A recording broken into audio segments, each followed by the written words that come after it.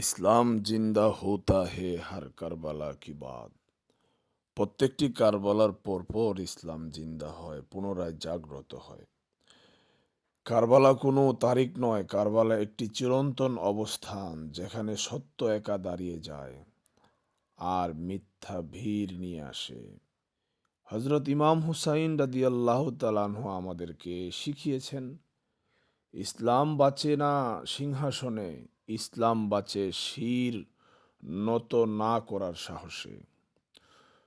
যখনই যুগে যুগে ইয়াজিদ জন্ম নেয়, তখনই কোনো না কোনো হৃদয়ে হুসাইন গর্জে ওঠে।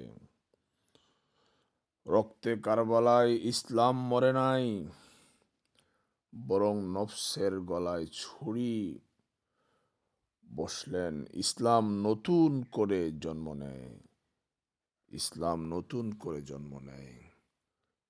সম্মানিত সুধী মণ্ডলী, যেই মাজার শরীফটি দেখতে পাচ্ছেন, এটি কুমিল্লা ব্রাহ্মণপাড়ায় শাহ সুফি ফকির সন্দু শাহ রহমতুল্লাহ মাজার শরীফ। আল্লাহর ওলিরা ইমাম হুসাইনের আদর্শে আদর্শবান। অবশ্যই ভিডিওটি শেয়ার করবেন, লাইক কমেন্ট করবেন। আসসালামু আলাইকুম।